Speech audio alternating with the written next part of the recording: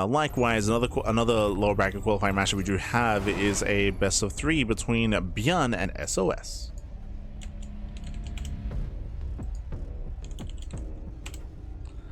That'll be afterwards, but here we are spawning in the top right hand corner of Ruby Rock. We have the Canadian Protoss player. We have the red Protoss representing Basilisk.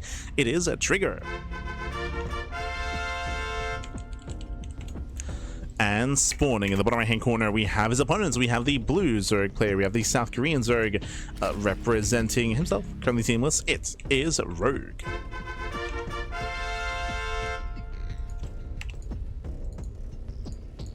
Let's go. Let us go. We are jumping into our best of 3 into our lower bracket qualifying match. Again, Trigger last season, or in GSL season 1, the current season, I suppose you could say. As it is still currently ongoing.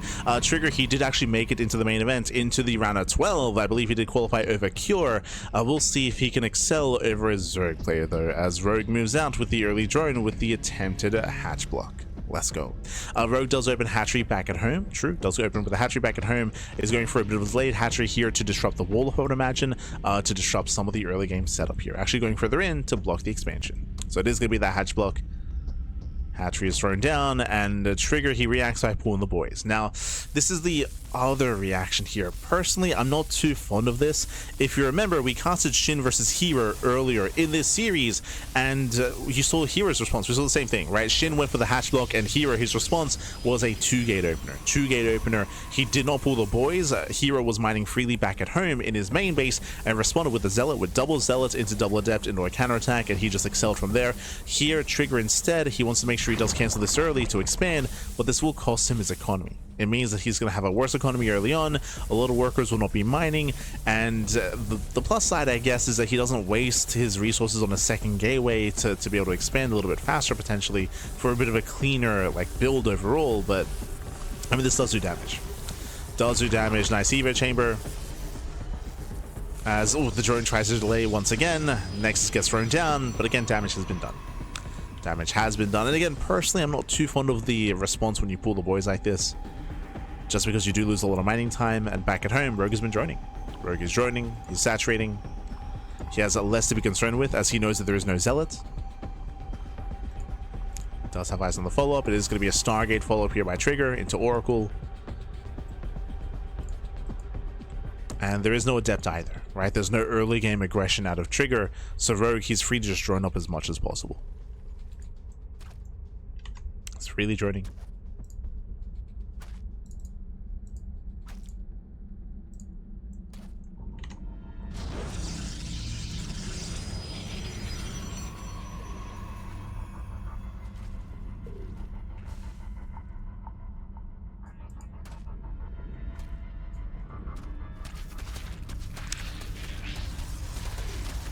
Leading the dude collapse on the pylon, forcing a cancel.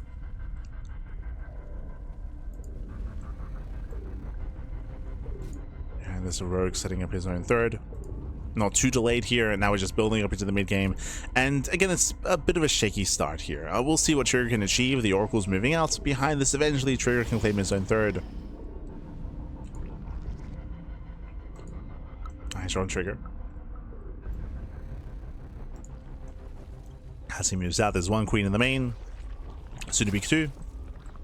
Queens, they try to rotate. A bit of an overcorrection here. 3 queens in the main, the natural's exposed, and drones will go down. Yeah, nice rotation here from Trigger, catching out one worker, denying mining, and again, Rogue, he did overcompensate, did overreact, did respond with all of his queens, and was punished. Not too much damage, but damage nonetheless. Second Oracle's moving out. As he moves out, ooh, Lynx, he goes, no, they surround the Adept. Oof. Yeah, massive pickup surrounding one Adept. They surround the other as well. Two Adept's going to be going down. Heavy losses here. Probe falls, and the Oracle's a race back home. The Oracle's a race back home to defend. Some brutal losses there for Trigger. Lynx, they step into the main, going for economic damage. Can he get a probe? He can. He gets one. Just the one. Yeah, one probe kill in the main. Third base will complete, but again, Trigger was forced back home, spending energy defensively as well. Less Oracle energy to harass across the map. So far, it's still been a better start for Rogue. He's been all over this.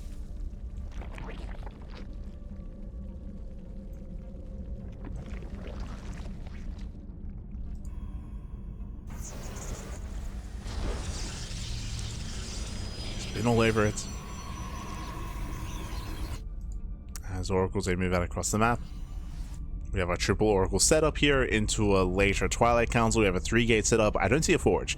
Lack of Forge here, curious. This might just lead into an all-in because of the shaky start that Trigger's had, and I would imagine that he also knows that he's in a bit of a shaky position here. Lack of Forge typically means more commitment here. Blink is on the way. Still going for the Forge. Delayed Forge, delayed +1, earlier Blink. Lings, they just keep flooding in, going for the battery, distracting the Oracle. Probes are exposed, the wall is over. Trigger, it's falling apart. Trigger, he's falling apart. The walls are open. Lings, they flood in, they get one more probe kill. Again, this isn't critical damage, but it's all just adding up over time. It's adding up over time. The Oracles, they move out across the map. So far, they're being denied. Yeah, they're being denied damage here. Rogue is securing himself. Lair is done. Hydrogen is on the way. Going Hydrogen before Evo Chamber. No +1 melee. Heavy Hydra setup here for Rogue. Curious. He might not join up his 4th. So far, we're on 66 workers, and we might join up to 70, or just cut workers here. So Hydra upgrades are on the way. More Lings are amassing. Rogue looking very comfortable so far. As he's even double expanding, getting more bases, more lava. And I'm still not entirely convinced that Rogue is going to join up his 4th. We'll see.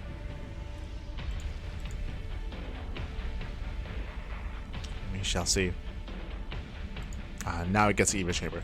So the reason why I assumed that Rogue was going to go for a big 3-base all-in was lack of Evo Chamber, lack of upgrades. He has 0-0, by the way. He has 0-0, but now that he gets an Evo Chamber, that's the first sign of a longer game, right? That's the first sign that we're building up into something greater here, and that sign continues as we throw down a pit. So Evo Chamber, the first sign of a longer game, into Infestation Pit. Now we know that Rogue, he will join up his 4th. He will join up the 4th base. He will take up in towards Hive Tech, whether it's lurkers or not. Now we know it is lurkers. So Rogue is just macroing. He's macroing up, and honestly, he's under no real danger, right? There's nothing to pressure him. Back at home, Trigger still setting up.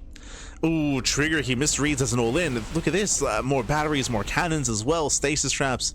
Trigger, he's terrified about an all-in. I don't blame him. My initial assumption, if you remember, was that it was going to be a 3-base all-in by Rogue. But Trigger doesn't know. He doesn't know about the Hive, the pits, the Evo Chamber. He has not scouted. So Trigger, he's over preparing for an all-in that is not coming. So big misread here by Trigger. Again, he's got all the stasis traps, the batteries, the warp-ins, when Trigger should have a 4th. There should be a 4th base instead. So Trigger's falling behind.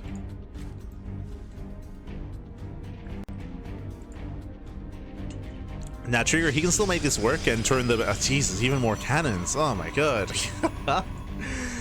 He can still make this work and turn this defense into an offense and go for his own like massive timing before there are lurkers, but that window is closed. Here we go, 7 Lair Tech lurkers are on the way. Rogue is gonna be fine. Technically, this is considered to be inefficient. Usually you wait until the lurker upgrades before morphing any lurkers. This is a safer play out of Rogue, but I don't blame him. Like, he's far enough ahead. He's far enough ahead. Lings, they move in. Once again, they scout the saturation. They scout the 4th base. Triggering stasis traps.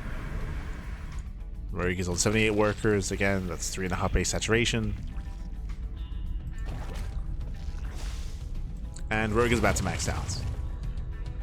He's about to max out. What's terrifying as well is he's maxing out, and not with roaches, right? There's no roaches involved. It's purely Ling, Hydra, Lurker. It's gonna be a hefty army. It's gonna be big. Oh, was even here? The walls once again open. Hero. Yo, Trigger, we gotta stop watching Hero, man. We gotta calm down, baby, calm down. As things are distracting the main base, Trigger, he's pushing, but remember, Rogue is maxed. Rogue is maxed out. He's got his lurkers as well. Lurker upgrades, lurker range almost done, almost complete. Trigger, he needs to be careful. So run by catching a queen. More zealots here on the south side as well. Oh, we're getting some damage done. Jumping into the main.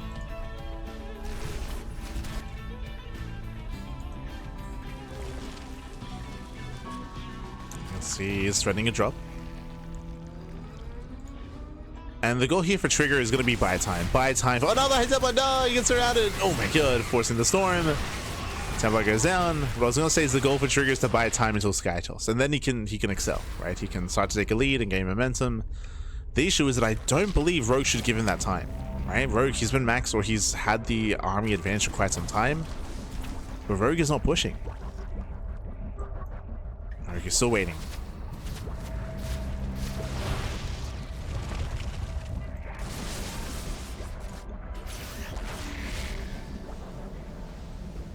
Safe traps do catch him out. Lurkers, they push towards the 4th base. Oh, the Lurker shots are going to be going off. Massive connections. Do connect. Lurkers are on their own though. Yeah, they're on their own. Every Lurker here is going to go down. Tal's got the High Templar, but this was an expensive trade for Rogue. Nice into the main base, gets shut down as well. And Rogue, he's throwing away a lot of supply.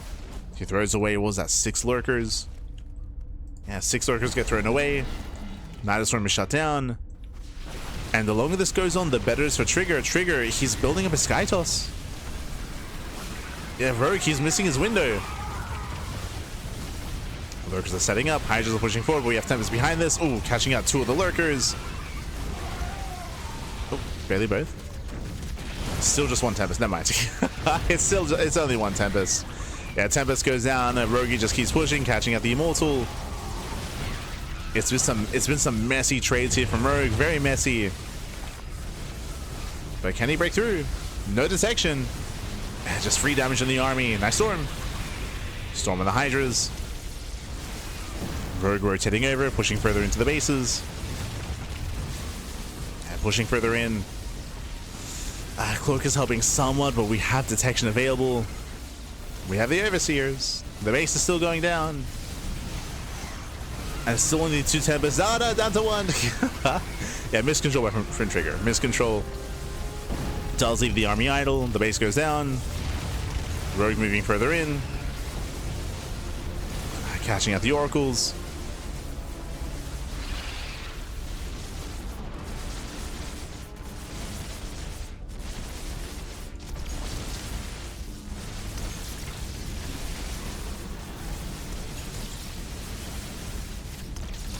Catching out the Oracle, likewise. Sorry, I almost said High Templar. Tempest are exposed, losing 1 more. The Tempest backy.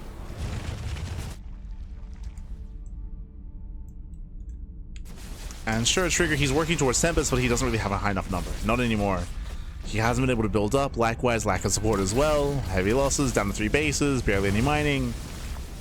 The Lurkers, they get up the ramp. He wants the Templar. He gets one. Ooh, nice save. Clutch save there by Trigger. Saves the Templar. The Lurkers are buying a lot of time. Rogue rotating over towards the would-be 4th base. And Rogue is coming. And he will knock it down. And nice into the main. Lurkers towards bottom left. Lurkers towards top left as well. It's just everything's on fire. And Trigger just can't expand. Cannot expand, cannot build up. Trigger, he has 1 proper base mining. Just Triangular 3rd. Oh my god, the Zealots, they just line up. The Zealots. And now the Spire is done. And Rogue, now he just clean up. Now he can clean house. Now he has a proper entire army. Diving on the Mothership. Collapsing on the Templar. Forcing out Storms. Oof. And he should clean up. Yeah, down to 3 Tempests. Down to 3. Down to 2. Down to 1, and now 0. 0 Tempest left. And that should be the final army here for Trigger. And again, it was just a really rough start. The early to mid game was very brutal for Trigger. We spoke about it. We spoke about the start with the late expansion, with the lost mining time, the constant Ling run bys, Ling counterattacks. GG gets called, and Rogue takes game number 1. GG. GG, well played. Rogue does take a lead in this series, and again, just a really rough start for Trigger. Time and time again, he was lacking any walls, any defenses. He was having a very hard time keeping up and maintaining his 3 bases and his 4 bases. We saw that Rogue had a very comfortable time taking up in towards Lurker Tech. We emphasized how Trigger misread the game state, and he was hyper defensive on 3 bases, throwing down cannons, shield batteries, stasis wards, but there was no all-in. Trigger, he was blindly getting ready for an all-in that never came, which meant that Trigger's fourth was late, his tech was late, his economy was delayed, like everything was just delayed due to Trigger's over-preparation at the third. GG. And also all the earlier economic damage as well. So it all just kind of played into each other there, and with that, Rogue takes a lead, and now we're going to be loading into game número 2. Going to be loading into Tourmaline, and we'll see if Trigger can gain some momentum here and take control of the game itself. Last game, Trigger, he was stuck trying to react with limited information. This time, we'll see if we can shake it up. As spawning in the bottom left-hand corner of Tourmaline, we have the Canadian Protoss player. The Canadian Protoss, we have the red Protoss representing Basilisk. Down in the series, can he bounce back and force the ace match? It is a Trigger. And spawning in the right-hand corner, we have his opponents. We have the blue Zerg player, the South Korean Zerg, leading the series 1-0. It is Rogue. Let's go. Let us go. We're jumping to game 2 here, and we're hoping for a back and forth. Once again, Rogue, he moves out with the proxy hatchery across the map. Last game, we saw the Trigger. He did have a shaky response. He pulled a bunch of workers. He lost mining time as well. Rogue got the damage that he wanted, especially with the Evo block after the hatchery block. We'll see if we can do it again. Once again, hatch first here by Rogue. We're waiting for enough minerals for the second hatchery for the block.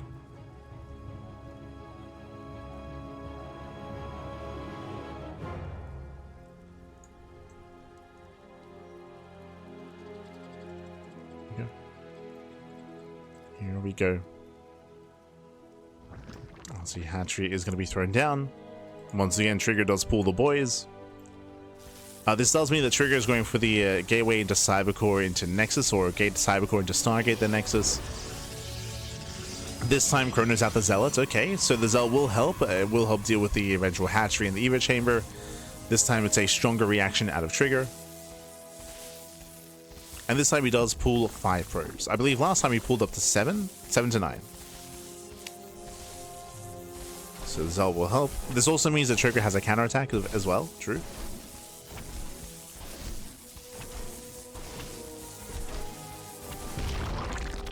Can also counterattack, denies Evo chamber. This time a bit of a cleaner start for Trigger. The early game is not going to be anywhere near as rough. Nowhere near. Again, it was just such a rough start last game. So difficult. From here, we have the Adept follow-up. So Trigger, he can start to apply some pressure. We have Rogue being as annoying as possible. he's pulling a probe. Referring to disrupting the mining and being a nuisance in the mineral line. It's often what Protoss players do with their probes. Rogue doing his best Protoss impression. Behind this, we have 6 Lings on the way. Usually, you would never have this many Lings this early on in the game, but remember, Rogue knows that there is Zealots and an Adept early on, so he's forced to make Lings. Here come the initial 2 units. Adept shades in, Zealot as well. And we're looking for this round. Collapsing on the Zealots. Ooh. But nice support with the Adept. Nice support. 1 Ling gets thrown away, boys are being pulled. Forced to evacuate. And so far, nice damage here from Trigger. Kills 1 drone. Kills 2. Yeah, 2 drones go down. Do we get 3? Shouldn't. Yeah, just 2. Just 2 workers. Adept does shade away. And Trigger pulls out. So we actually have a back and forth. We have a back and forth here. Second Adept moves in. 2 Adepts taking 1-shot workers. We can now threaten the shade, and Rogue is forced to make extra Zerglings. Oh, so we just commit. Yeah, he sends it in. He spots only 2 Lings to defend. They both go down, and denied mining in the main base. And again, so far, just a much stronger start here for Trigger. Denying mining. Doesn't quite get a drone. Oh, he wants one though. Ah, gonna be denied. It's gonna be denied. But still nice counter damage. Nice damage, denying mining, killing workers, forcing out Lings, disrupting and delaying Rogue.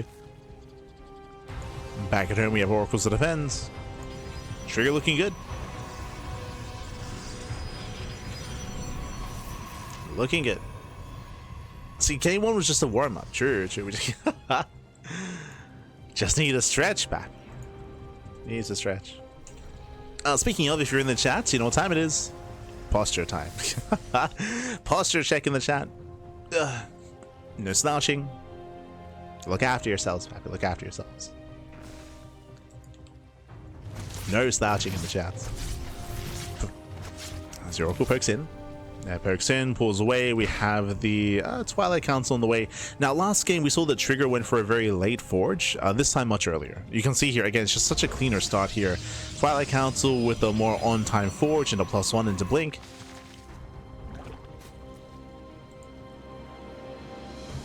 The build overall much cleaner this time. Rogue trying to make use of these Zerglings.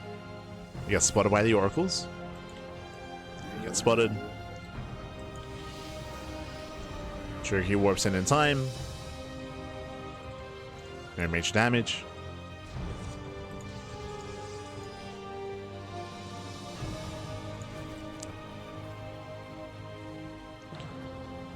This Trigger does pull away. Pokes in, pulls away, Lings are deflected. Trigger is able to counterattack. Oh. Doesn't quite catch a drone. Almost.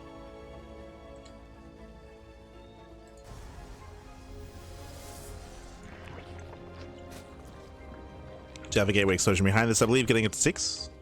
Just double checking. Yep, 6. So 6 gates setting up here for Trigger. On 3 bases, standard setup, gets 1, gets 2 drones, not bad. Going for the stasis trap here on the right hand side, only catching 1 drone. Rogue, he does react in time. And Trigger, he should be taking his gases momentarily. He's taking up into the Temple Archives, in the Storm. Robo's on the way as well. Despite the solid start that Trigger has had so far, killing 6 drones, 11 Lings, maintaining his 3rd base, everything's lining up quite well. I would have liked to have seen Trigger maybe be a little bit more active here, but Trigger, he's kind of having a more tame approach by just teching into the mid game. We're just playing for the mid game.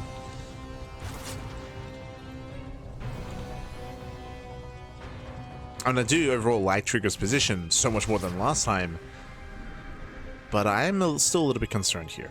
Because Rogue, he's massing up his Hydras, he is taking an extra gas geyser, and he's droning. Okay, never mind. I was curious if Rogue was actually going to drone up his 4th. The answer is yes. He's droning up his 4th base, he's massing up his Hydras. Again, Rogue's mid game is not going to be anywhere near as comfortable or anywhere near as solid as last time. So I'm still not entirely convinced that we're going to commit in towards like an economy. Droning up to 72. Nice catch. 3, 4, 5 drone kills. Oh my god. Nice damage out of Trigger. Slowing down Rogue. Being slowed down. Ling Runway is deflected. Roaches are amassing.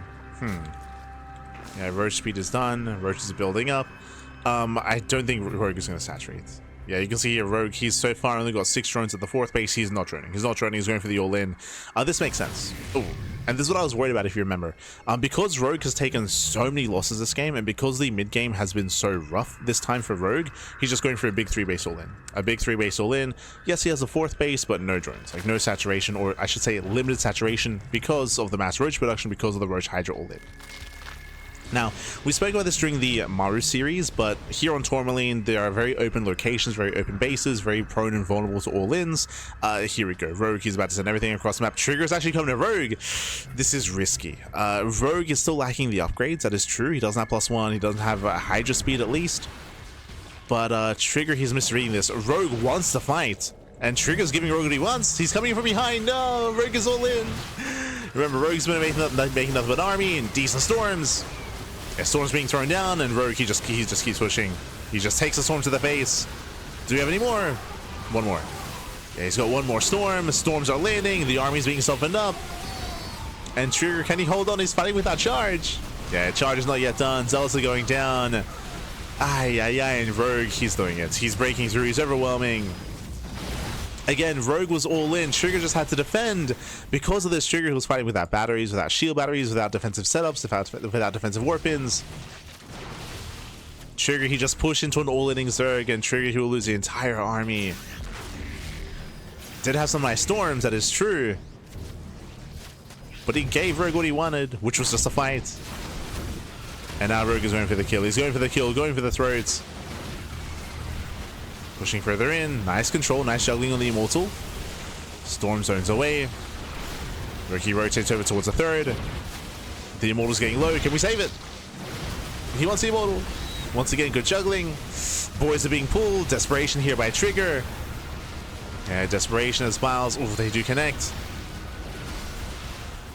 Okay, the big control has been good. Trigger, oh no, saving the Immortal. But there's only so much he can save. Yeah, only so much. We're still rallying across the map. Looks like Trigger, he will clean up this army. He will barely defend his base, but we still have more reinforcements, and he does catch another Immortal.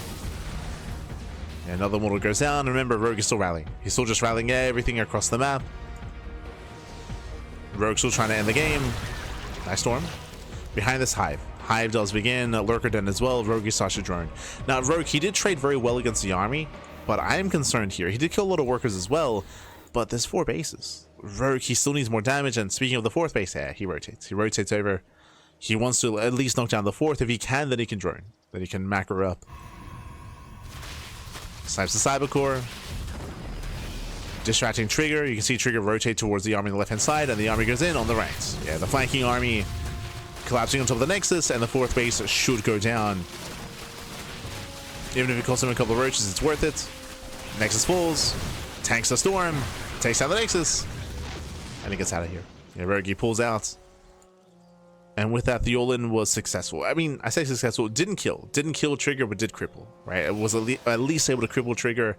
And now Rogue can actually drone up, take another base, take another expansion. The plan was never to drone, but I mean, may as well. Hey, did enough damage. Now we can actually macro up. And again, once again, just like game 1, actually, Trigger, he misread the situation. If you remember in game 1, Trigger, he over-prepared and over-defended for an all-in that never came. In game 2, Trigger, he started to build up and macro up and pushed out into an all-in. So it was just a big misread, both in game 1 and game 2, as to what Rogue was up to.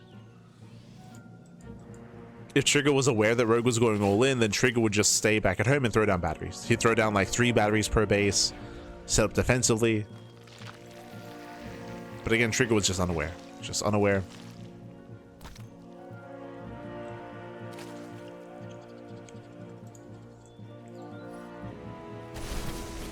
We could have seen an ace match. We could have seen a game 3. I mean, the game isn't over yet. Rogue, but he is maxed out. He's maxed out. He's moving in. Now, with some well-placed storms, Trigger, he can take a fight. He can take a fight. The biggest issue is lack of economy. Trigger has no 4th. Without a 4th base, these losses that Trigger sustaining here, he can't afford them. Oh, God, good. No detection. Oh, he gets punished. The Immortal goes down. No detection for the Lurkers. Zealous, they move command into the army. They will catch a couple of Hydras. But the Lurkers, they hold the line. Still no Observer. Just now popping out. And Trigger is fighting for his 4th. He needs a 4th base to actually play out this game. He needs the expansion. And Rogue should never give it to him. He should never let that base get up and running. Lurkers are moving in. We have 4 more Lurkers on the way. Trigger pushing on the right hand side. Ideally, this push is meant to distract Rogue and to allow the 4th base to get up. But the 4th is abandoned, and Rogue will force a cancel. It's forcing a cancel in the end. Trigger's out of position. Down goes the base. Again, Trigger, he was hoping to distract on the right hand side, but he just wasn't able to. And with that, we're forcing out storms. Rogue spreading creep, just making sure the Trigger can't expand. Being so annoying here with these overlords.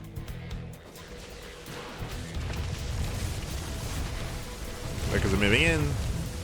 They siege up within range. We spoke earlier, but this area here outside of the natural and 3rd base is very accessible, and Rogue, he's making use of it. It's accessible, badly. Okay, and he's sieged up. He's wedging himself in between the bases. And how can Trigger defend? How can he move in? How can he protect his natural? He cannot. He's just cut off. He's cut off from his natural. This army here is stuck. So Trigger instead, he just pushes. He just pushes with the army. He knows he cannot defend. Nice storm. Storm is good, but the natural is breaking.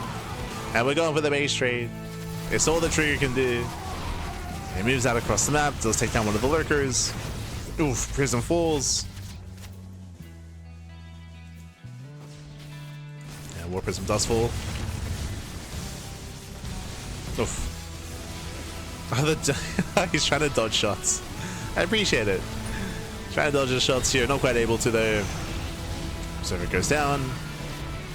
More lurker connections, Archons are crumbling one after the other. The Archon's back. And again, Trigger just kind of pushed into this. He has to try, but he's gonna lose everything in the process. The Immortals, the High Templar, GG gets called. Rogue will claim the series 2-0, and Rogue will qualify for GSL Season 2. Whew. GG. GG, well played. Again, I can see a world where we could have seen an ace match. Like Trigger, he was looking so good in the early to mid game. He was able to like, secure his bases, he was dealing economic damage, he was crippling the economy, delaying his opponents. Like again, the early to mid game was beautiful for Trigger. But because it was so good, Rogue was forced into an all-in. Rogue was forced into the all-in. That's why we did notice. We were like, is he going to join up his fourth? The answer is no. He did not join up his fourth base. Double down on Rogue Hydra. And Trigger didn't notice, and Trigger pushed. He pushed into an all-inning player, which is the last thing you want to do. So Trigger was forced to fight out in the open, forced to fight without any stack defense, without reinforcements, without your typical defensive setup. And that was the best fight that Rogue could have hoped for, is for Trigger to come to him while he's all-inning. GG. GG well played. With that, Rogue was able to overwhelm, snowball out of control from there. GG well played. Rogue, he is qualified now for GSL, and with that, Trigger, he'll be knocked down to the round 2, the losers round, or the losers group, low group, where he'll have another chance at redemption, of course. One more kind of like wild card qualifier, if you will, alongside other players that failed to qualify.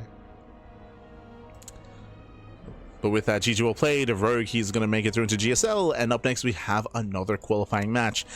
If you recall earlier, Bjorn, he actually went down in the beginning of the broadcast to Classic. Classic, he 2-0'd Bjorn quite handily, to be honest. Like, Classic was looking very, very in form and in control, and looking very comfortable against Bjorn in that previous series. We'll see how SOS compares.